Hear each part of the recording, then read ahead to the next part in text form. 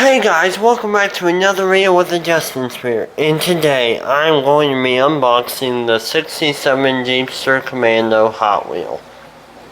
And this is number 2 out of 10 in the HW Hot Truck set.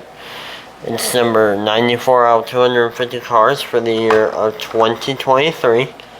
It's in the 2023 D case. And this is a US card. So I will open it, I will be right back.